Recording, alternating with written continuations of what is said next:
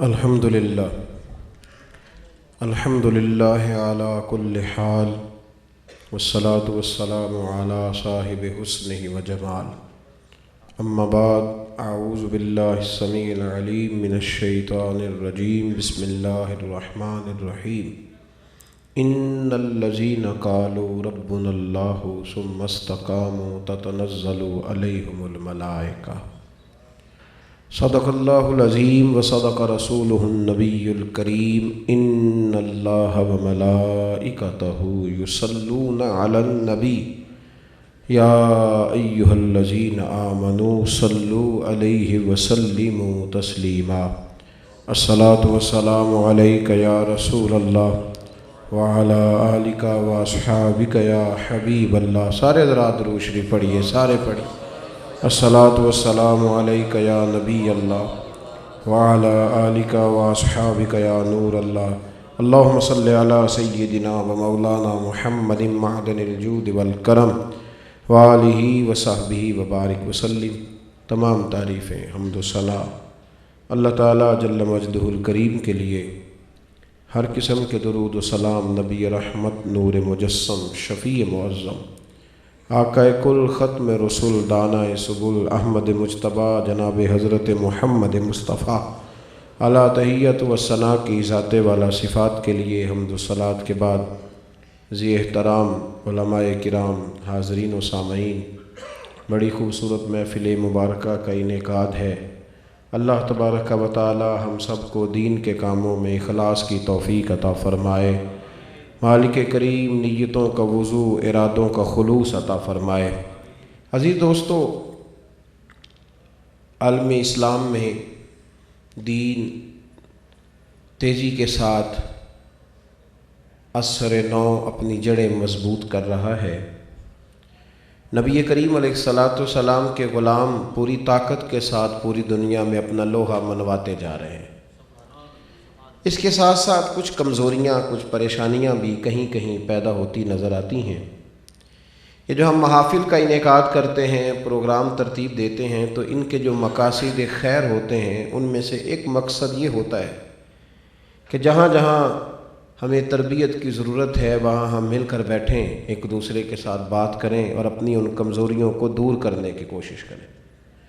اسی طرح کی ایک بات آج میں نے آپ کے ساتھ کرنی ہے۔ اللہ تعالیٰ مجھے اور آپ کو سمجھنے کی توفیق عطا فرمائے۔ قرآن مجید نے استقامت پر بڑا زور دیا ہے۔ اللہ اور اس کے رسول صلی اللہ علیہ وسلم کو ماننا اور مان کر پھر ڈٹ جانا، اس کو دین نے بڑا پسند فرمایا ہے۔ ایک مسلمان ہوتا ہے جو کمزور باتیں کرتا ہے، ڈھیلی ڈھالی باتیں کرتا ہے، کہتا ہے بات تو ٹھیک ہے پر وہ 1400 سال پہلے کی ہے اور میں آج کے دور میں ہوں، بات تو ٹھیک ہے پر یہ زمانہ بڑے فتنے کا ہے، کہہ تو آپ صحیح رہے ہیں پر اب دنیا داری بھی رکھنی۔ یہ کمزور باتیں ہیں، یہ بچ نکلنے کی باتیں۔ ان باتوں کا ایک نقصان یہ ہوا ہے کہ بہت سارے وسوسے، اندیشے، خدشے جنم لینے لگ گئے ہیں۔ ہر تیسرا چوتھا آدمی اٹھ کے کہتا ہے جی میرے دل میں ایسی باتیں آتی ہیں کہ میں زبان پہ لاؤں تو شاید لوگ مجھے ماریں۔ تیزی سے لوگ سوالات کرتے ہیں کہ مجھے وسوسے آتے ہیں۔ میری باتوں کی سمجھ آ رہی ہے آپ حضرات؟ پریشان تو نہیں آپ کسی بات سے؟ نہیں، بڑے میں دیکھ رہا ہوں کہ کوئی خاص قسم کی پریشانی محسوس ہو رہی۔ آپ مسکرا کے بیٹھے، کچھ بھی نہیں ہونے لگا ماشاءاللہ۔ یہ بھی سارے راضی ہیں، میلاد کی محفل ہوتی ہی خوشی کا موقع ہے۔ آپ خوش ہو کے بیٹھے، محبت کے ساتھ بیٹھے۔ میں نے لمبی تقریر نہیں کرنی، ڈریے گا مت، میں جلدی اپنی بات سمیٹ دوں گا۔ اللہ تعالیٰ آپ کو جزائے خیر عطا فرمائے اور اللہ تعالیٰ آپ کو ہمیشہ ہنستا اور مسکراتا رکھے۔ عزیز دوستو، کمزور باتیں کرنا وہ بلا کیوں ہوئی ہیں؟ یہ سارے ماحول کیوں پیدا ہوا ہے؟ ہمارے ہاں نا ہر چیز ڈسکس ہونے لگی ہے، اسی طرح دین بھی ڈسکس ہونے لگا ہے۔ مطلب جن لوگوں کا کام نہیں تھا وہ بھی دین پر بحث کرتے ہیں۔ جب آپ چیزوں کو الجھا دیتے ہیں نا، جب چیزیں الجھ جاتی ہیں، جب نقطے سے نقطے نکلنے لگتے ہیں تو لگتا یوں ہے کہ ابھی کچھ طے ہونا باقی ہے، ابھی بات مکمل نہیں ہوئی۔ لیکن جب باتیں طے ہو جاتی ہیں اور لوگ سمجھتے ہیں کہ ہر چیز مکمل ہے، پھر اس کو ڈسکس نہیں کرتے، پھر لوگ دین پر عمل کرتے۔ پھر دین پر تھوڑا بولیے گا، پھر دین پر یعنی دین ڈسکس کرنے نہیں آیا معاشرے میں کہ آپ روز بیٹھیں گے تو ڈسکس کریں گے، کوئی نہ کوئی نیا موضوع چھیڑی رکھا جائے گا، کوئی اس کے خلاف دلائل دے گا، کوئی اس کے حق میں۔ آپ یہ نہیں سمجھیں کہ یہ ایک ڈسکس کرنے کا موضوع روز نیا آپ کو ملا، اس پہ عمل کرنا ہے۔ جب ہم نے مان لیا کہ اللہ ہمارا رب ہے اور ہم نبی کریم کے غلام ہیں علیہ السلام، اب کرنا کیا ہے؟ اب ہم نے ڈٹ جانا ہے۔ اور قرآن پاک نے کہا کہ اگر تم ڈٹ جاؤ گے نا تو پھر تم اپنے آپ کو تنہا نہ سمجھنا، یہ بھی ذرا مضمون سمجھیے گا۔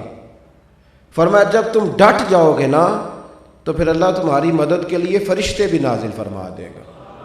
ان الذین قالوا ربنا اللہ ثم استقاموا تتنزل علیہم الملائکہ، بے شک جنہوں نے کہا کہ اللہ ہمارا رب ہے پھر وہ ڈٹ گئے، پھر وہ بولیے تھوڑا سا اونچا، پھر وہ اس بات پر ڈٹ گئے، پھر اللہ ان کی مدد کے لیے فرشتے نازل کرے گا۔ اب ذرا قرآن پاک کی ترتیب پر غور کر لیں، یہ نہیں فرمایا کہ اللہ فرشتے نازل کرے گا تو تم ڈٹو گے، یہ نہیں فرمایا۔ فرمایا پہلے تم ڈٹو گے پھر اللہ فرشتے نازل کرے گا، پہلے تم نے ڈٹنا ہے۔ حضرت عبداللہ بن بصر رضی اللہ تعالیٰ عنہ حضور کے صحابی ہیں، مشکات میں موجود ہے۔ وہ کہتے ہیں کہ ایک بوڑھے آدمی، بوڑھے صحابی حضور کی بارگاہ میں آئے، عرض کرنے لگے یا رسول اللہ صلی اللہ علیہ وسلم میں سیدھا سادہ سا دیہاتی سا آدمی ہوں، زیادہ باتیں مجھے یاد کوئی نہیں رہتی، موٹی سی کوئی بات بتائیں جس پر میں عمل کروں تو میری دنیا بھی بن جائے اور آخرت بھی بن جائے۔ تو حضور نے فرمایا لے پھر تجھے ایک ہی بات بتاتے ہیں، دنیا اور آخرت میں تجھے کفایت کرے گی۔ یا رسول اللہ صلی اللہ علیہ وسلم وہ کیا؟ تو حضور نے فرمایا جب تم نے کہا نا کہ اللہ میرا رب ہے پھر اس پہ ڈٹ جا، پھر یہ کچی کچی باتیں کرنا نا کہ تھوڑی سی دنیا بھی رکھ لوں، چلو ٹھیک ہے، مہندی سے ایک دن پہلے محفل کر لیں گے اور مہندی والے دن پھر بینڈ باجا ہو جائے گا، اور جو ہے وہ جب باری آئے گی نا اندر جائے گی بارات میرج ہال کے تو کچھ بینڈ بجا لیں گے، اور جب دولہا بیٹھ جائے گا تو ایک تلاوت ایک نعت ہو جائے گی، اور پھر اس کے بعد نکاح ہو جائے گا، نکاح کے فوراً بعد پھر کوئی تماشا لگائیں گے۔ اس طرح نہیں، پھر جس نے کہا اللہ ہمارا رب ہے پھر اس نے دائیں بائیں نہیں دیکھا۔ اور دنیا میں کمزور ہوتے ہیں جو لوگ جن کی رائے کوئی نہیں ہوتی، جدھر کی ہوا ہوتی ہے ادھر کے ہو جاتے ہیں، اپنا منصب ہی کوئی نہیں، اپنی رائے کوئی نہیں، کسی جگہ کھڑے ہونا آتا ہی نہیں، قوت فیصلہ ہی نہیں۔ جو آدمی تعین کرنا نہیں جانتا میرے بھائی وہ منزل تک کیسے پہنچے گا؟ جس نے فیصلہ ہی نہیں کیا کہ میرا رستہ کون سا ہے تو اس کی منزل کیسے قریب آئے؟ حضرت سری سختی رحمۃ اللہ علیہ درویشوں میں بہت بڑا نام ہے، حضرت جنید بغدادی کے بھی پیر ہیں، اور پھر بالواسطہ داتا علی حجویری کے بھی پیر ہیں، اور پھر بالواسطہ حضور غوث پاک جیلانی کے بھی پیر ہیں۔ حضرت سری سختی رحمۃ اللہ علیہ فرماتے ہیں کہ میں نا بڑے دن ہو گئے تھے سفر پہ تھا تو ایک درخت کے نیچے لیٹ گیا، کئی دن ہو گئے تھے کسی نے نصیحت نہیں کی تھی۔ ہمارے زمانے میں تو نصیحتیں کرنے والے زیادہ ہیں، سننے والے تھوڑے ہیں، لیکن حضرت سری سختی فرماتے ہیں کتنے دن بیت گئے تھے کسی نے نصیحت نہیں کی تھی تو دل سخت ہو گیا تھا۔ تو میں نے رب کریم کی بارگاہ میں دعا کی کہ یا اللہ اس درخت کو ہی زبان دے دے، یہی مجھے کو نصیحت کر دے۔ تو فرماتے ہیں میں نے دعا کی تو اللہ نے قبول فرما لی، درخت مجھ سے باتیں کرنے لگا۔ تو میں نے درخت سے کہا کہ مجھے کوئی نصیحت کرو، تو درخت کہنے لگا میری طرح کے بن جاؤ، خود میں دھوپ میں جلتا رہتا ہوں، لوگوں کو چھاؤں دیتا ہوں، لوگ مجھے روڑے مارتے ہیں اور میں انہیں پھل دیتا ہوں۔ تو حضرت سری سختی فرمانے لگے تیری نصیحت نے میرا دل نرم کر دیا ہے، تیری بات مجھ پہ اثر کر گئی ہے، پر ایک نہیں سمجھ آئی، جب تو اتنا ہی اچھا ہے تو تیرا انجام کیوں نہیں اچھا؟ جب تجھے کاٹ دیا جاتا ہے تو پھر جلا ہی دیا جاتا ہے۔ انما الاعمال بالخواتم، حضور نے فرمایا اعمال کا دار و مدار خاتمے پر ہوتا ہے، تو تیرا انجام نہیں اچھا، جب تجھے کاٹ دیا جاتا ہے تو پھر جلا ہی دیا جاتا ہے، اس کی کیا وجہ ہے؟ تو درخت کہنے لگا حضور آپ نے تو کہا تھا میں آپ کو نصیحت کروں تو آپ نے تو مجھے شروع کر دی ہے، تو چلے اگر آپ نے کر دیا تو آپ نے ہاتھ میری نبض پہ رکھا ہے، بات آپ نے ٹھیک چھیڑی ہے۔ فرمایا جب تو اتنا اچھا ہے تو تیرا انجام کیوں نہیں اچھا؟ تو درخت پریشان ہو گیا، کہنے لگا حضور میرے اندر بڑی خوبیاں ہیں پر ایک خامی ہے، اس خامی کی وجہ سے میرا انجام ٹھیک نہیں ہوتا۔ ایک میرے اندر کوتاہی ہے اور بہت بڑی ہے، اور پھر میں جلا ہی دیا جاتا ہوں۔ حضرت سری سختی فرمانے لگے وہ کیا؟ کہنے لگا حضور میری کمزوری یہ ہے کہ جدھر کی ہوا ہوتی ہے نا میں بھی ادھر کا ہی ہو جاتا ہوں، استقامت کوئی نہیں، کسی جگہ ٹھہرنا نہیں، کوئی معیار نہیں، مطلب دل کہیں ٹھہراتا نہیں، جدھر کی ہوا ہوتی ہے میں بھی۔ یہ دیکھ لینا ہمارے ملک میں بھلا کیا ہوتا ہے، انجن نہیں بدلا جاتا، بس گاڑیاں اپنا اپنی نمبر پلیٹ بدل لیتی ہیں، گاڑیاں وہی پرانی ہوتی ہیں لیکن اپنی نمبر پلیٹ بدل کے کہتی ہیں تبدیلی آ گئی۔ او خدا کے بندو، تبدیلی نمبر پلیٹ کے بدلنے سے نہیں آتی، تبدیلی تو تب آتی ہے جب اندر کے انجن بدل دیے جاتے ہیں، جب ذہن بدل دیے جاتے ہیں، پھر تبدیلیاں آیا کرتی ہیں۔ کوئی نمبر پلیٹیں بس گاڑیاں وہی روڈ پہ چڑھا دی، بس تھوڑی نمبر پلیٹ بدل دی، کل نمبر پلیٹ اور تھی اور آج نمبر پلیٹ اور ہے، گاڑیاں تو وہی پرانی ہیں، ان سے کیا انقلاب آئے گا؟ نہ خنجر اٹھے گا نہ تلوار، ان سے یہ بازو ہمارے آزمائے ہوئے، ان کا ہمیں پتہ ہے یہ کون لوگ ہیں، یہ وہی ہیں، بس تھوڑا چہرہ بدل کے دوبارہ سے آ گئے۔ استقامت اختیار کریں، استقامت بس کر دیں۔ بڑی بحث ہو گئی کہ میلاد کرنا جائز ہے کہ ناجائز ہے، بڑی بحث ہو گئی، یعنی میرا وہ سنی جو ہر سال میلاد کرتا ہے وہ بھی ہر سال آ کے مسئلہ پوچھتا ہے کہ جائز ہے کہ نہیں۔ تو میں کہتا ہوں خدا کے بندے، اب تو تجھے یہ پوچھنا چاہیے تھا کہ اس پچھلے سال میں نے 5 لاکھ درود 12 ربیع الاول پہ سرکار کی بارگاہ میں پیش کیا تھا، مجھے بتائیں اس دفعہ میں اور کیا کر سکتا ہوں؟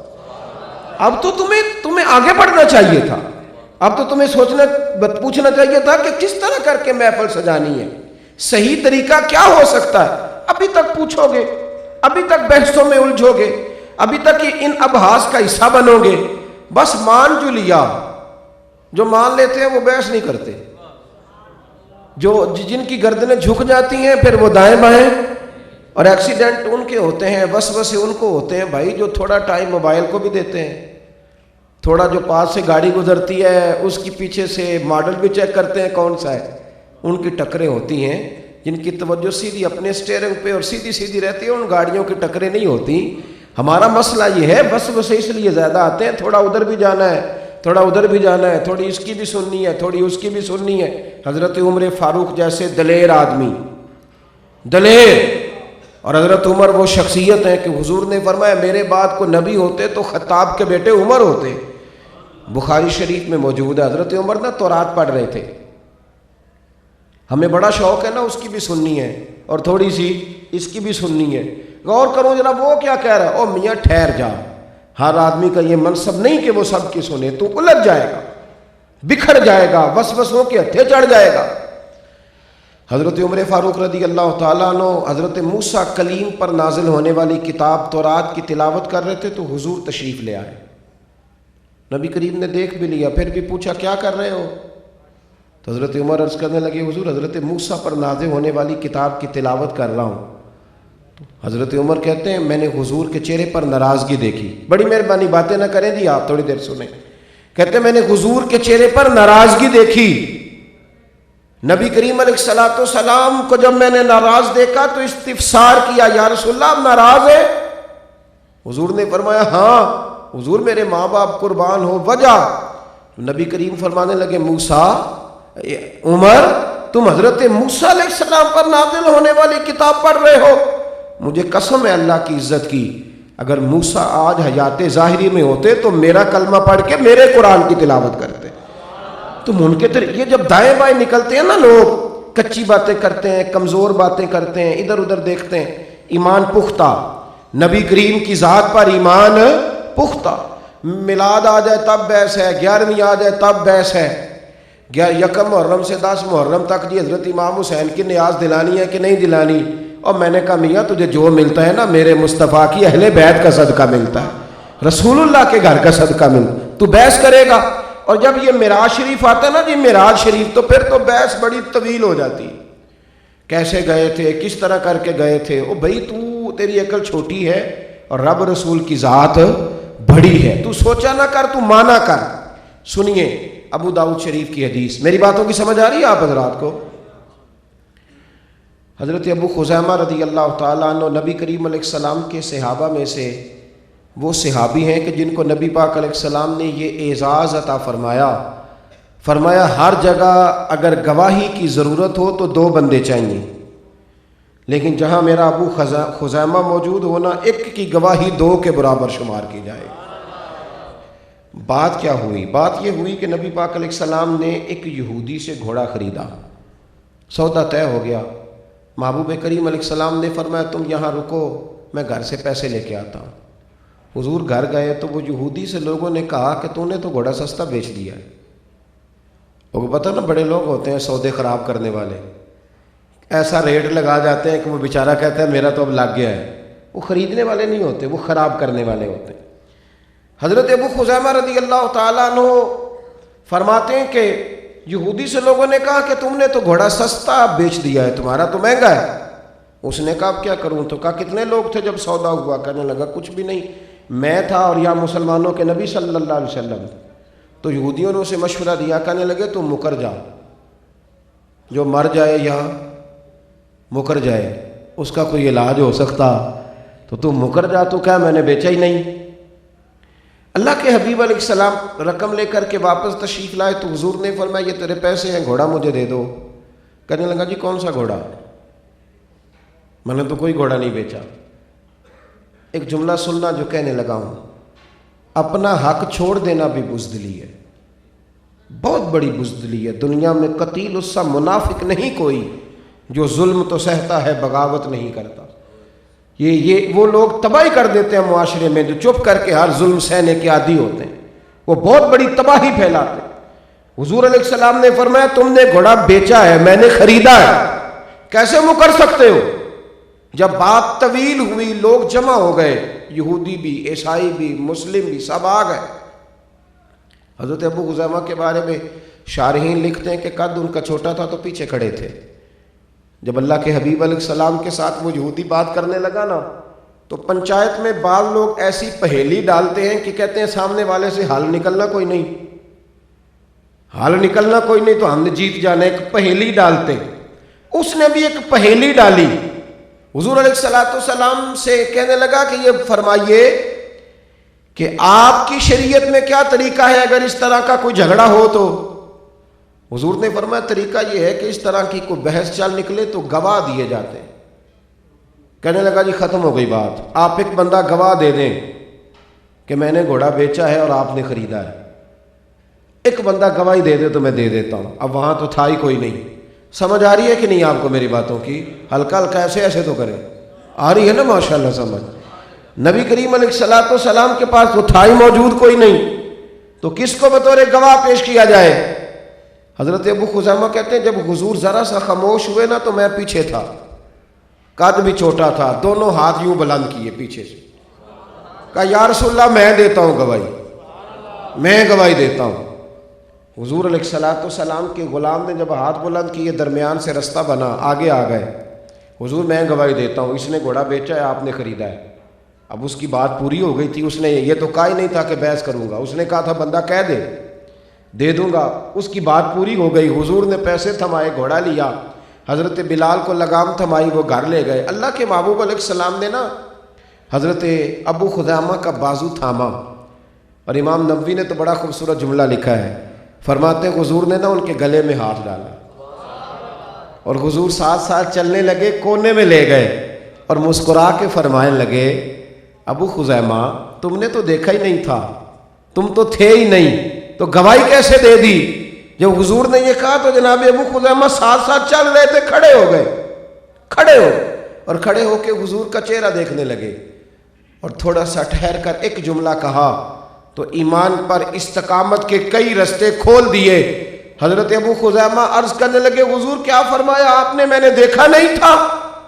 عرض کرنے لگے یا رسول اللہ میں نے تو رب بھی نہیں دیکھا تھا، میں نے تو آسمان والا بھی نہیں دیکھا تھا، زمینیں بنانے والا بھی نہیں دیکھا تھا، لیکن مجھے زمانہ بیت گیا ہے، میں اس کو سجدے کرتا ہوں، میں اس کی تسبیح پڑھتا ہوں، میں اس کے نام کی مالا جپتا ہوں، میں اس کے خوف سے رو پڑتا ہوں، اس کی ناراضگی کے ڈر سے کانپتا ہوں۔ یا رسول اللہ میں نے تو وہ نہیں دیکھا۔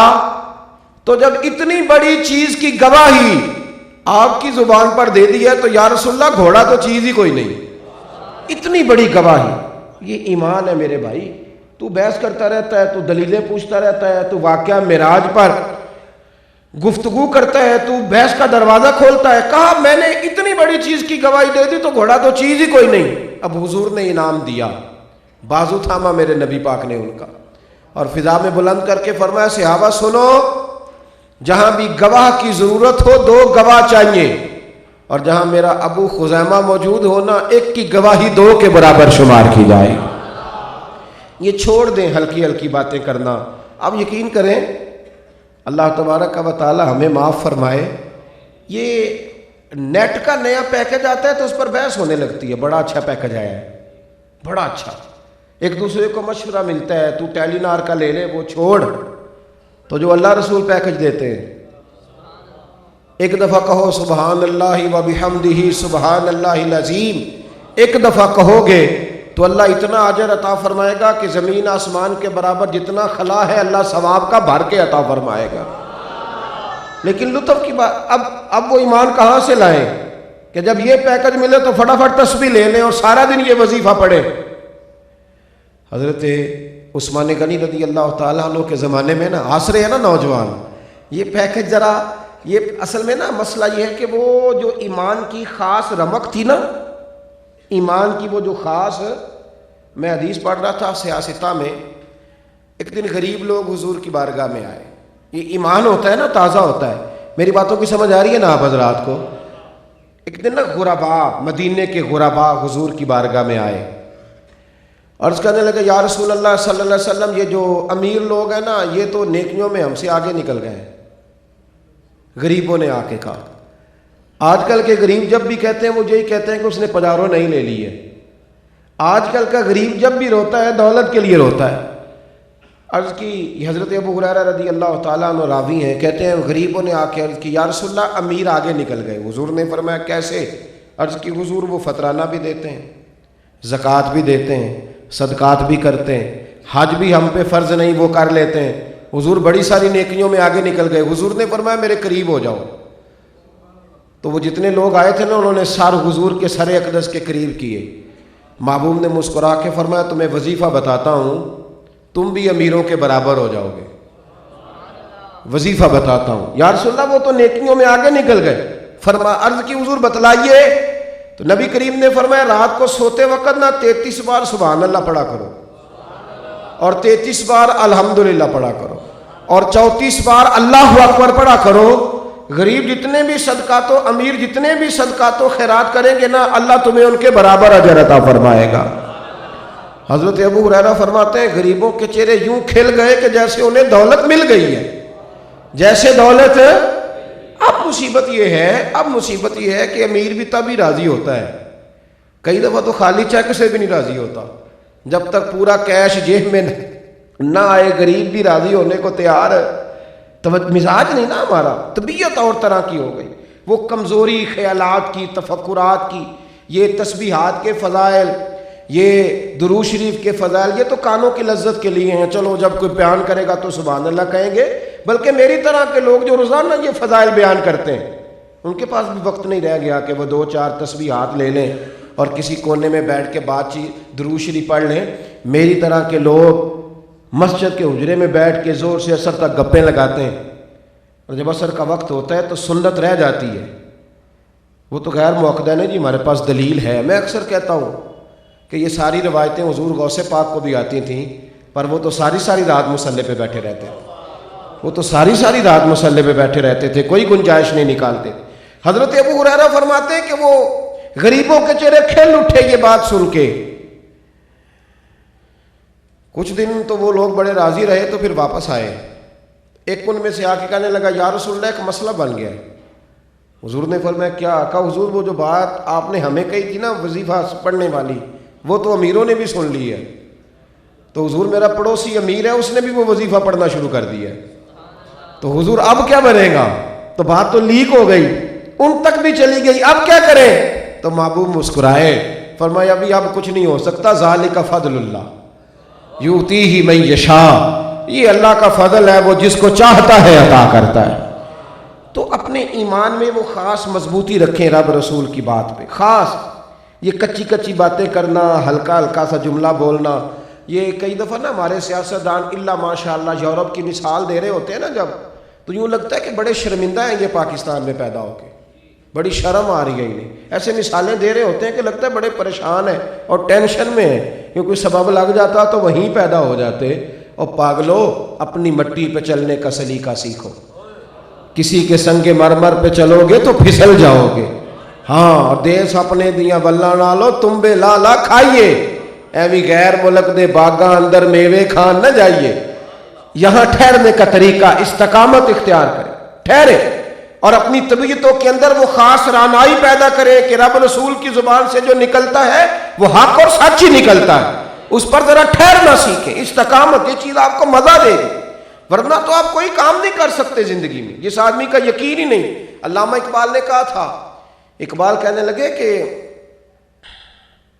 غلام کی کوئی زندگی نہیں ہوتی، اس کی کوئی مرضی نہیں ہوتی، آقا کی مرضی کے بغیر سو نہیں سکتا، اٹھ نہیں سکتا۔ کہنے لگے غلام کی کوئی مرضی نہیں ہوتی، کوئی زندگی نہیں ہوتی، لیکن اقبال کہتے ہیں جو بندہ بے یقین ہے نا، وسوسوں کا شکار ہے، وہ غلام سے بھی بدتر ہے۔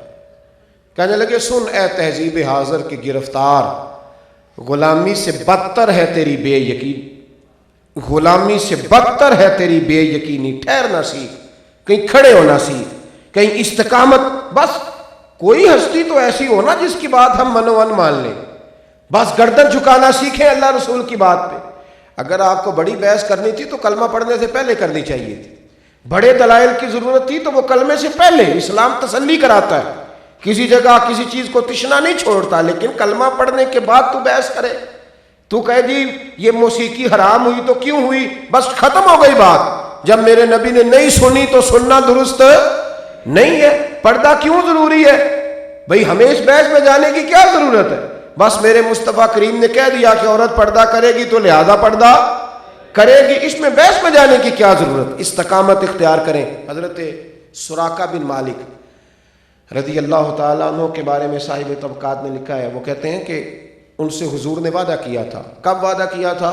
جب نبی پاک مکے سے مدینے جا رہے تھے تو رستے میں یہ آئے گرفتار کرنے۔ نبی رحمت صلی اللہ علیہ وسلم پر 3 دفعہ حملہ کیا، 3 دفعہ زمین نے انہیں پکڑ لیا، آخر 3 دفعہ انہوں نے معافی مانگی تو میرے محبوب نے 3 دفعہ انہیں معاف فرمایا، کلمہ پڑھ گئے، بالآخر مسلمان ہو گئے۔ عرض کرنے لگے یا رسول اللہ مجھے پروانہ لکھ دیں۔ حضور نے پروانہ نجات بھی لکھا۔ کسرا کا ایک بادشاہ تھا، اس کے کنگن بڑے مشہور تھے۔ آپ کو پتہ ہے نا ہمارے وزیروں کی گاڑیاں بڑی مشہور ہوتی ہیں، چلو رہنے دیتے ہیں، پیروں کی بھی آج کل بڑی مشہور ہے، وزیروں کی کیا پیروں کی بھی کاریں بڑی مشہور ہیں اور بڑی بڑی شاندار ہیں۔ مطلب اگر شادیاں سیٹھوں نوابوں کی بڑی مشہور ہیں تو پیروں کی بھی بڑی مشہور ہیں۔ غریب پیروں کے بیاہ دیکھ کے بھی رونے لگ گئے کہ جتنے میں ایک پیر کے بچے کی شادی ہو رہی ہے پورے گاؤں کی بیٹیوں کے بیاہ ہو سکتے تھے۔ زاغوں کے تصرف میں عقابوں کے نشیمن، کم باذن اللہ جو کہتے تھے وہ رخصت ہو گئے، خانقاہوں میں مجاور رہ گئے یا گور کل، یہ حساب دیں گے اللہ کی بارگاہ۔ میں کہا کرتا ہوں کہ اور بڑی چیزیں ہیں لوٹنے کے لیے، دین کا نام لے کے لوٹ رہے، اور کوئی فراڈ کر لے بندہ زندگی میں معاذ اللہ، نہیں گزارا ہوتا تو کوئی اور کر لے۔ کس قدر زیادہ وہ ظالم ہے جو نعت کا نام لے کے قوم کو لوٹتا ہے، تقریر کا نام لے کے قوم کو لوٹتا ہے، اور جو پیری مریدی کا نام لے کے قوم کو لوٹتا ہے، یعنی وہ جگہ جہاں سے بخشش کرانی تھی جہاں سے۔ حضور کی بارگاہ میں کیا کہو گے جا کے کہ میں آپ کے نام پر ہی دھوکے دیتا رہا ہوں، میری دکانداریاں آپ کے نام پر چلتی رہیں؟ یوں نہ کرو، یہ تو وہ جگہ ہے کہ جہاں سارے ساتھ چھوڑ جائیں گے وہاں مصطفیٰ کا دامن ہمارے ساتھ نبھائے گا۔ یوں نہ کریں، کوئی تو جگہ ہونی چاہیے جہاں انسان بچ کے نکل جائے۔ عزیزوں غور کرنا میری بات پر، بڑی مشہور تھے سراقہ کے کنگن، وہ جب یوں بات کرتا تھا تو کنگن بجتے تھے، سونے کے کنگن تھے، اس کے کنگن بڑے مشہور تھے۔ نبی کریم علیہ السلام نے فرمایا سراقہ تو ہمیں گرفتار کرنے آیا ہے، ایک وقت آئے گا کہ جب کسرا کا علاقہ فتح ہوگا، وہ بادشاہ گرفتار ہوگا اور اس کے جو کنگن بڑے مشہور ہیں نا وہ تیرے ہاتھوں میں آئیں گے۔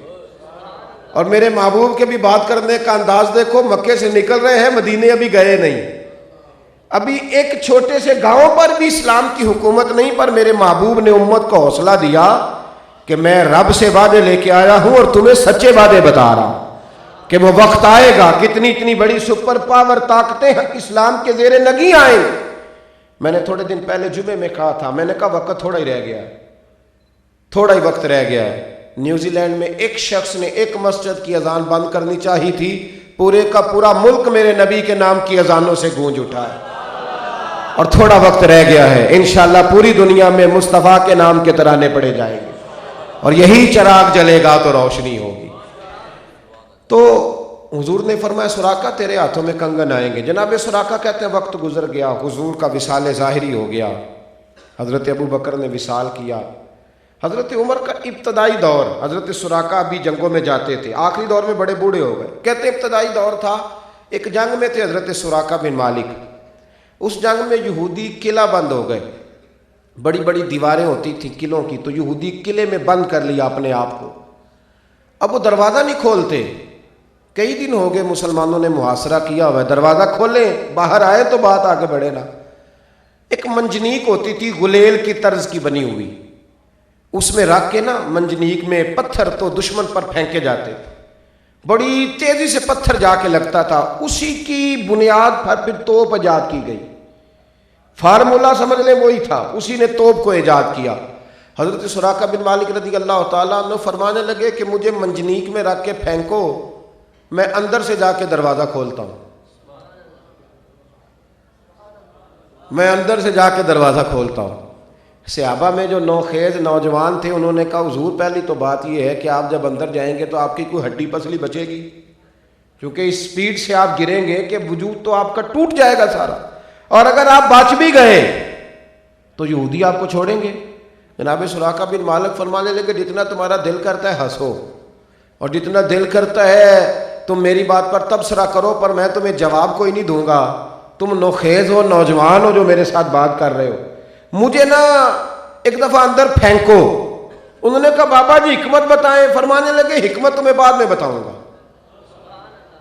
جب حضرت سراقہ کو اندر پھینکا نا، اللہ اکبر، چند منٹ گزرے، جناب سراقہ بن مالک نے دروازہ کھولا اور کہنے لگے اچھی طرح دیکھ لو، تم کہتے تو ہڈی پسلی نہیں بچے گی، میرے تو وجود کے کپڑوں کو مٹی بھی کوئی نہیں لگی، جاؤ پکڑو یہودیوں کو۔ چند گھنٹے جنگ ہوئی، مسلمان فتح یاب ہوئے۔ پرانے بزرگ صحابہ تو جانتے تھے، وہ نوخیز نوجوان آ کے قریب بیٹھے، کہنے لگے بابا مسئلہ بتائیں، کیا وظیفہ پڑھتے ہو، کیا کھاتے پیتے ہو، کیا ہوا؟ جناب سراقہ رو پڑے، فرمانے لگے کچھ بھی نہیں ہوا، مجھے میرے نبی کی بات پر پورا یقین حاصل ہو گیا ہے۔ کہا بتلائیے؟ فرمایا مصطفیٰ کریم نے فرمایا تھا، نبی کریم نے فرمایا تھا کہ تیرے ہاتھوں میں کسرا کے کنگن آئیں گے۔ ابھی کنگن آئے نہیں، جب تک کنگن نہیں نہ آئیں گے حضرت اسرائیل بھی کوئی نہیں آئیں گے، میری جان نہیں نکلے گی، اس لیے کہ حضور نے فرمایا تھا کہ کنگن بولیے جب تک وہ آتے نہیں حضرت اسرائیل بھی۔ حضرت عمر کے خلافت کے آخری زمانے میں بوڑھے ہو گئے تھے، اب اٹھا نہیں جاتا تھا، چارپائی پہ لیٹے رہتے تھے۔ اللہ نے فضل کیا اور کسرا کا علاقہ فتح ہوا۔ حضرت ابو ہریرہ فرماتے ہیں جب وہ کنگن آئے تو حضرت عمر کھول کے روئے، میں بھی رویا۔ حضرت عمر فرمانے لگے جاؤ بھائی سنگیوں کوئی سراقہ کو بلا کے لائے، وقت آ گیا ہے، حضور کا وعدہ مکمل ہوا، بلاؤ۔ ان کے پوتے سے کہا دادا کو بلاؤ، تو کہنے لگے ان سے اٹھا نہیں جاتا۔ فرمایا ایک دفعہ کان میں کہہ دینا کہ کنگن آ گئے، بس ذرا کان میں کہہ دینا، پھر دیکھنا رب کریم زلیخا کو جوانی کیسے عطا کرتا ہے۔ ایک دفعہ کہہ دینا کہ کنگن کیسے آئے، پھر تمہیں پتہ چلے گا۔ جا کر کے کسی نے کان میں بتایا، دادا جی بزرگو بابا جی کنگن آ گئے، کہتے ہیں اللہ اکبر کہتے ہوئے اٹھے، اور جب وہ مسجد نبوی میں آئے نا تو وہ نعرے لگا رہے تھے محمدوں میرے محبوب کے وعدے بڑے ہی پکے ہیں، میرے رسول پاک کی باتیں بڑی کھری ہیں، حضور کا کہنا بڑا سچا ہے، محبوب جو بھی فرماتے ہیں حق اور سچ ہی فرماتے ہیں۔ عزیز بھائی یہ کمزوری دکھانا چھوڑ دیں، ہم نے اپنے آپ کو اندیشوں کے حوالے کر دیا، وسوسوں کے حوالے کر دیا، اور جب بزرگوں کے نظریات کچے ہوتے ہیں کچے تو پھر بچوں کے معاملات کیسے پکے ہوں گے۔ میں مدینہ شریف میں حاضر تھا، باب السلام سے جہاں سے سارے لوگ ماشاءاللہ آپ میں سے بھی کئی لوگ گئے ہوں گے، مجھے پتہ چلا آج بھی کچھ ٹکٹیں ہیں، کتنی ہیں جی؟ ایک ٹکٹ آج بھی ہے ماشاءاللہ تعالیٰ، اللہ تبارک و تعالیٰ کسی خوش نصیب کا موقع عطا کرے گا۔ تو میرے آگے آگے نا ایک بابا جی تھے، بڑے سرمست تھے اپنی مستی میں موج میں، یہ جن کو بحث کم کرنی آتی ہے نا وہ کئی دفعہ بڑے خوش قسمت ہوتے ہیں، انہیں صرف ماننا آتا ہے، تو وہ پھر بڑی اپنی موج میں لگے رہتے ہیں۔ ایک کوئی حرف تینوں درکار علم و بس کری ہو یار، یہ شاید انہی کے لیے کسی نے کہا۔ تو بڑے مست تھے اپنی موج میں نا باب السلام سے، تو میں بھی پیچھے پیچھے تھا، بڑے سیدھے سادے تامت باندھی اور مجھے محسوس ہو گیا کہ پنجابی ہے میری طرح کے، سمجھ گیا میں بات۔ اب وہ جب گئے نا تو وہاں رش تھا، میرے ساتھ ویسے بھی وہ وہاں کے لوگ ذرا زیادہ پیار کرتے ہیں، مجھے مواجہ شریف پہ نہیں کھڑا ہونے دیتے، میرے ساتھ ان کی دلچسپیاں زیادہ ہیں۔ کبھی اب تو یہ حال ہے کہ کبھی چلا جاؤں تو ماحول ہی بڑا عجیب ہو جاتا ہے، تو کئی سنگی مجھے کہتے ہیں کہ آپ کے ساتھ یہ کوئی خاص رویہ کرتے ہیں، تو میں نے کہا وہ ایک دفعہ نا لیلا لنگر بانٹ رہی تھی تو مجنو بھی لائن میں لگ گیا، اس نے سب کو دیا تھا تو مجنو کا پیالہ توڑ دیا تھا، تو مجنو رقص کرنے لگ گیا تو کسی نے کہا تو پاگل ہے، تیرا پیالہ بھی توڑ دیا تو رقص کر رہا ہے۔ کہنے لگا یہ تو تم سمجھ ہی گئے ہوگا کہ میرے ساتھ ساروں جیسا سلوک نہیں کرتی، میرا کوئی رنگ نرالا ہے۔ تو میں نے کہا ہمارا بھی کوئی رنگ نرالا ہے نا، ہم جب سامنے جاتے ہیں تو سب کو پتہ چل جاتا ہے یہ یا رسول اللہ کہنے والے ہیں، یہ یہاں آ کے بھی کہیں گے اے شہنشاہ مدینہ الصلاۃ والسلام، زینت عرش معلا الصلاۃ والسلام، یہ ہماری پہچان ہے نا بھائی، یہ ہماری پہچان ہے۔ میں اسلام آباد کے روڈ پہ چڑھا تو تھک گیا تھا، ایک لمبا سفر کر رہا تھا، تھک گیا تھا تو دستار اتار کے نا میں نے رکھ دی، پولیس والے آ گئے، وہ چیک کرنا تھا تو میں نے بچے سے کہا کہ پگڑی دو، وہ میں نے دوبارہ سر پہ رکھی تو کہنے لگے جان دو تو درود شریف والے دے۔ تو بھئی انفرادی رنگ ہے نا جی، اللہ تعالیٰ کا خاص کرم ہے، یہ خاص رحمت ہے، اور ہماری تو دستاریں دیکھ کے لوگوں کو یہ بھی پتہ چل جاتا ہے کہ یہ خالی خولی نہیں، یہ تو کسی مرشد والے بھی ہیں، ان کو تو کوئی پیچھے ہے بھی، ایسے نہیں کہ مطلب بے لگام ہی ہے، ان کا کوئی پیچھے بھی ہے اللہ کے فضل سے، اللہ کے۔ وہ کچھ لوگ کئی دفعہ چلے میں بھی وہ تنقید کرتا ہوں، ہونا نہیں چاہیے ساری جماعت پہ ایک جیسا ہے، لیکن جب کوئی غیر کرتا ہے پھر ہم جواب دیتے ہیں، کوئی غیر کرتا ہے تو ہم۔ ایک صاحب مجھے کہنے لگے ایک دن فون کر کے سارے پیراں نے نا اپنی بھیڈاں نو رنگ لایا ہے، میں کہا جدیاں ہوندیاں نے انہیں پھر رنگ بھی تے لانا ہی ہوندا ہے نا، پھر میں کہا میرا رنگ نہیں لاندا، انہیں ایک باڑا بھی رکھیا ہوندا ہے تے شامی اتنے ڈکدا بھی ہے، انہاں دے پانی دا بھی دھیان کردا ہے، بھکھیاں ہون تے چران بھی لے کے جاندا ہے، تینوں نیرے رنگ لان دا پتہ ہے۔ الحمدللہ اگر کوئی وارث مالک ہو تو پورا خیال کرتا ہے، تو یہ تیری غلط فہمی ہے کہ صرف رنگ ہی لگاتے ہیں، پورا خیال رکھتے ہیں، اور ہم تو بڑے پکے ہیں، ہمارا تو نظریہ ہے کہ یہاں بھی خیال رکھتے ہیں تو انشاءاللہ وہاں بھی خیال رکھیں۔ بہرحال بات لمبی نہ ہو جائے، واپس آنا چاہتا ہوں، تو میرے بھائی یہ یاد رکھو، بابا جی نا آگے آگے جا رہے بڑے مست تھے، اس نے نا وہ جس کی وہاں ڈیوٹی ہوتی ہے اس نے دھکے دیے، نکل جا جی، یلا نکال دیا۔ اب وہ بابے کو دھکا دے رہا ہے تو بابا پتہ کیا کہہ رہا ہے، جنہوں نے جو باتیں رٹ لی ہیں نا ان کو پکی یاد ہو گئی، وہ دھکے دے رہا تو بابا کہہ رہا ہے تیری خیر ہوگئے پہرے دارا، اے روزے دی جالی چوم لین دے، اس نے پھر دھکا دیا، بابا پھر کہتا ہے تیری خیر ہوگئے پہرے دارا، روزے دی جالی چوم لین دے، تیسرا دھکا دیا اور بابا باہر آ گیا، مجھے بھی ساتھ ساتھ ہی دھکے لگ رہے تھے، میں بھی آ گیا، تو بابے بکی سے باہر نکل کے میں نے کہا چاچا جی، وہ عربی تھا، کچھ اردو بھی ہیں نا وہاں سے جو 8,000 تنخواہ لے کے تو سارا دن اہل حق کے خلاف بولتے ہیں، ایک کو میں نے کہا تھا، میں کہ تینوں اساں دس دیتا تو ساڑھے نال دی گلاں کر دیاں نہ کر، ایسا ضرور بات کر لیکن اپنی ضمیر کے ساتھ طے کر کے کر، ایسی کچی باتیں نہ کر جن سے لوگوں کے دلوں سے حضور کی محبت نکلے۔ باہر نکال دیا تو میں نے کہا چاچا جی وہ عربی تھا، آپ پنجابی میں کہہ رہے تھے، اسے کیا سمجھ آ رہی تھی؟ تو بابا جی نے میری بڑی تربیت کی، اس سادے آدمی کے پکے لفظوں نے دل ٹھنڈا کر دیا، اس کچے مکان والے کی پکے عقیدے نے بات بڑی پتے کی سمجھائی۔ میں کہا چاچا جی انہوں کدوں بھی سمجھ لگتی سی؟ کہندا پتر مینوں بھی پتہ ہے انہوں نہیں سمجھ لگتی، میں کدوں انہوں پیا سمجھاتا سا، میں تے اپنا رانجھا پہ راضی کرتا سا، اپنا کلیجہ ٹھنڈا کر رہا تھا، اس کو کب سمجھا رہا، اپنا مزہ لے رہا تھا، اپنا لطف۔ بڑی نالائکی ہے، میں نے شروع میں کہا یہ جو نعت کا پیسے طے کر کے آتے ہیں یہ بڑا ظلم کرتے ہیں، لیکن جو آ گیا ہے نعت پڑھ رہا ہے، اب یہی اینک لگائے رکھنا ہر وقت کس نے پیسے لیے ہوئے ہیں، یہی اینک لگا کے رکھنا، اب چھوڑ دیں، وہ جانے، اللہ جانے، اللہ کا رسول جانے، پتہ نہیں رب کو کس کی کون سی ادا پسند ہے۔ اب وہ آ گیا ہے نا، اب وہ نبی پاک کی نعت پڑھ رہے ہیں نا، اب آپ اینک اتار لیں کہ وہ کون ہے، اب یہ دیکھیں بات کس کی کر رہا ہے، اب اپنا لطف لیں، اپنا ایمان تازہ کریں، اب آپ نکل آئے، ہم چکروں میں رہتے، اس لیے وہ جو روح نے پرواز کرنی ہوتی ہے نا وہ وہیں رہ جاتی۔ یقین کی دولت پیدا کریں، ایمان کی قوت۔ بات کو سمیٹتا ہوں، کوئی ٹریول ایجنٹ آپ سے کہے کہ جناب ویزا لگ گیا آپ کا، تو پرسوں آپ نے جانا ہے، آپ دعوت کرتے ہیں گھر والوں کی، عمرے پہ جا رہا ہوں، سارے کام ہوتے ہیں نا جی، ایئرپورٹ پہ پہنچے تو پتہ چلا کہ کوئی ویزا شیزا نہیں، اس نے کہا تھا وہیں پاسپورٹ دے دوں گا، کچھ بھی نہیں ملا، پریشانی ہوتی ہے کہ نہیں؟ میرا خیال ہے کہ بہت سارے لوگ گھر نہیں آتے، کسی رشتہ دار کے گھر چلے جاتے ہیں، کہ ہر بندہ پوچھے گا گئے کیوں نہیں۔ چلو اس سے آگے بڑھتے ہیں، اگر کسی پیر صاحب نے مریدوں کو تیار کیا ہو کہ چلو بھی عمرہ کرنے چلیں، اور پاسپورٹ بھی سارے پیر صاحب نے لیے ہوں، اور ایئرپورٹ پہ جا کے پتہ چلے پیر صاحب کے ساتھ فراڈ ہو گیا ہے، پیری مریدی قائم رہتی ہے؟ انہوں نے کہنا کس کے نہیں کیتا، پیرا آپ کیتا ہے، کام سارا ختم ہو جاتا ہے نا۔ میری بات میں ایک بات سمجھانے لگا بلا مثال و بلا تشبیہ، صرف آپ کو سمجھانے کے لیے۔ 1500 کے قریب صحابہ کو حضور نے فرمایا احرام باندھو عمرہ کریں گے۔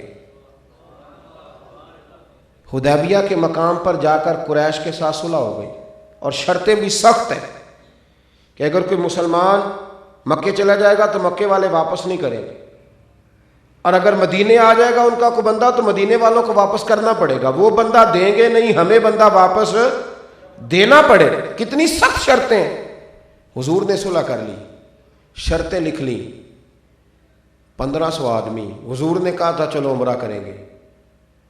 جب شرطیں طے ہو گئی تو نبی کریم نے فرمایا بھی احرام کھول دو، واپس جانا ہے۔ پیچھے یہودی بھی ہیں تانے دیں گے، عیسائی بھی ہیں، کھول دو۔ امام زرقانی کہتے ہیں سب سے پہلے جناب ابو بکر صدیق اٹھے فوراً، ابھی حضور کی بات بھی مکمل نہیں، احرام کھولا، کپڑے پہنے۔ ایک صحابی نے کہا آپ کو بڑی جلدی ہے، فرمانے لگے جلدی والی کیا بات ہے، حضور کے کہنے پر باندھا تھا، نبی پاک کے کہنے پر کھول دیا ہے، ختم ہو گئی بات۔ حضرت عمر کہتے ہیں میں نبی کریم کی بارگاہ میں گیا، یہ بخاری کا لفظ ہے، میں نے کہا حضور آپ بھی سچے، قرآن بھی سچا، اسلام بھی سچا، تو دب کے صلح کیوں کریں؟ تو نبی کریم نے فرمایا عمر میں اللہ کا رسول ہوں، مرضی سے بات نہیں کرتا، وہی کہتا ہوں جو میرا رب حکم دیتا ہے۔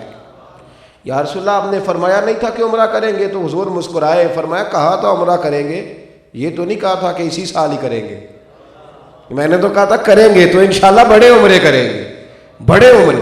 بھائی اس عالم میں ایک صحابی تھے حضرت ابو جندل، ان کے باپ نے، ان کے بھائی نے انہیں زنجیروں سے باندھ کے رکھا تھا۔ انہیں بتایا گیا کہ نبی پاک تو آ گئے مقام حدیبیہ تک، توجہ ہے میری بات پر؟ کسی طریقے سے نا اپنا سر کھڑکی میں مار مار کے کھڑکی توڑی، اور مولا علی شیر خدا فرماتے ہیں جب وہ حدیبیہ کے مقام پہ پہنچے تو حال یہ تھا کہ ہاتھوں میں بھی زنجیریں تھیں، پیروں میں بھی زنجیریں تھیں، اور جن رستوں سے وہ چل کے آ رہے تھے نا وہاں خون کی لکیریں بنتی جا رہی تھیں۔ اور کہتے ہیں وہ آ کے صحابہ کے بیچ کھڑے ہوئے تو اس درد سے روئے کہ ہر بندہ رو پڑا، کہنے لگے حضور مجھے چھوڑ کے نہ جائیے گا، یا رسول اللہ میرا باپ مجھے ڈنڈوں سے مارتا ہے، میرا بھائی مجھے زنجیروں سے پیٹتا ہے، حضور مجھے کئی کے دن روٹی نہیں دیتے، میں آپ کا غلام ہوں، یا رسول اللہ یہ انہیں پتہ ہے کہ اگر انہوں نے مجھے چھوڑ دیا تو میں مدینے پہنچ جاؤں گا، حضور نظر کرم فرمائیے گا۔ نبی کریم اٹھے، اور جب حضور نے انہیں سینے سے لگایا تو دائیں بائیں کھڑی دنیا بھی رونے لگی، اس درد سے وہ روئے۔ ابھی وہ باتیں ہو رہی تھیں کہ ابو سفیان بولے، دیگر قریش کے سردار بولے، کہنے لگے آپ نے وعدہ کر لیا، آپ لے کے نہیں جا سکتے۔ کتنا مشکل کام ہے، کتنے لوگوں کا یقین کمزور ہو جاتا ہے کہ اس حالت میں بھی استاد چھوڑ جائے، باپ چھوڑ جائے، مرشد چھوڑ جائے، کوئی بات پیچھے رہتی ہے، لیکن صحابہ کا یقین، اعتماد، عشق، وارفتگی، وابستگی، نبی کریم صلی اللہ علیہ وسلم کے غلاموں، اللہ کے محبوب نے نا جب انہوں نے کہا نا آپ نہیں لے جا سکتے، وعدہ کر لیا ہے، تو حضرت علی شیر خدا فرماتے ہیں ہمارا دل کرتا تھا حضور حکم کریں تو ہم انہیں باندھ کے نا ان سارے قریش کو اونٹوں کی پشتوں پر تو مدینہ لے جائیں، اتنا ظلم بھی کوئی کرتا ہے؟ میرے محبوب کریم علیہ السلام نے فرمایا ہاں ہم نے وعدہ کر لیا، وعدہ کر لیا۔ حضور نے نا ان کے آنسو اپنے ہاتھوں سے پونچھے، ایک باری میری آنکھیاں چوں انہوں نے اتھرو پونجے سن، ہن تے چسکا پہ گیا رونے دا، ہر ویلے آہو زاری دا۔ نبی کریم نے آنسو پونچھے اور ایک جملہ صرف، لمبی بحث نہیں، یہاں تو 3-6 گھنٹے کی تقریریں سن کے بھی لوگوں کا شک دور نہیں ہوتا، ایک جملہ اور صحابہ کا یقین کامل، ایک جملہ۔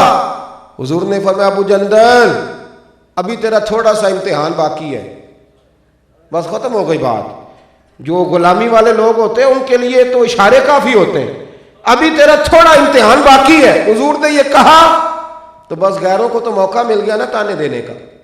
ادھر سے پکڑا باپ نے کھینچا، کہنے لگا معاذ اللہ ان کے ساتھ جانا چاہ رہا تھا تو تجھے لے کے نہیں جانا ان کے ساتھ؟ تو جناب ابو جندل نے کہا ابا پیچھے ہٹ جا، زیادہ باتیں نہ کر، میرا تو ایمان پہلے سے زیادہ مضبوط ہو گیا ہے، میرا تو ایمان پہلے سے زیادہ مضبوط۔ اور ڈاکٹر احمد عبد الرزاق نے سیرت النبیہ میں ایک جملہ لکھا ہے، کمال کر دی۔ فرمانے لگے حضرت ابو جندل کہنے لگے ابا تو زیادہ باتیں نہ کر، اس طرح کر یہ میرے ہاتھ بھی کھول دے پیر بھی کھول دے، اور تو مجھے بتا میں نے کس کمرے میں قید ہونا ہے؟ اس لیے کہ میں اب تیرا قیدی نہیں، اب میں محمد عربی کے حکم کا قیدی ہوں، اب میں رسول اللہ کے حکم کا قیدی ہوں۔ جب تک میرے نبی کا دوسرا حکم نہیں آئے گا میں خود بخود قید رہوں گا، میں بند رہوں گا۔ اس لیے کہ میں اب حضور کے حکم، کچی کچی باتیں نہ کریں، کمزور رستوں کے مسافر نہ بنیں، تھوڑا ٹھہرنا سیکھیں، تھوڑی استقامت اپنی طبیعت میں لائیں۔ بس حضور کا فرمان مل گیا تو ختم ہو گئی بات۔ کچھ سنگی آتے ہیں تعویذ لینے، کہتے ہیں پیر صاحب تعویذ، تو میں کہتا ہوں وہ والا تعویذ نہ دوں جو تمہیں نبی پاک نے دیا ہے۔ جی کام نہیں چلتا تعویذ دے تو حضور نے تعویذ دیا، رات کو سورت واقعہ پڑھو فاقہ نہیں آئے گا، تو حضور سے زیادہ کوئی تعویذ ہے دینے والا؟ سورت واقعہ پڑھو فاقہ، سورج ٹوٹ سکتا ہے، چاند گر سکتا ہے، پر سورت واقعہ پڑھنے والے کے گھر میں فاقہ نہیں آ سکتا۔ جی بڑی پریشانیاں، جی گھر میں بڑی آزمائش ہے، حضور نے فرمایا گھر میں سورت بقرہ پڑھو، جن کیا شیطان بھی تمہارے گھروں سے نکل جائے گا۔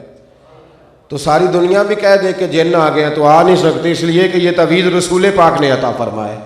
شرط یہ ہے کہ یقین پیدا کریں، استقامت لائیں، پھر دیکھیں اللہ تعالیٰ مدد کے لیے فرشتوں کا بھی نزول فرمائے گا۔ دعا کرتا ہوں جو میں کہہ سکا اللہ اسے قبول فرما لے، جہاں دوران گفتگو بھول گئے اللہ ہم سے درگزر فرمائے۔ میرا وعدہ یہی تھا کہ میں بات کروں گا تو اجازت لے لوں گا۔ محفلیں چونکہ سرکار کے نام کی ہے، میرے سے پہلے بھی کئی لوگ آئے یہاں، میرے بعد بھی دنیا آتی رہے گی، تو ہم نظریات کے قائل ہیں۔ حضور کی محفل ہے، آپ سب بیٹھیں گے، محفل مبارکہ کو سنیں گے، جن کو کوئی مجبوری نہ ہو وہ ضرور تشریف رکھیں گے۔ اور یہ حضور کے ذکر کی مجلس ہے، ان محافل کو بڑے بڑے اچھے لوگ یہاں تشریف فرمائیں، خیر کی باتیں ہوں گی اور اجر کا باعث ہوں گی۔ اللہ سمجھنے کی توفیق عطا فرمائے۔ آخر دعوانا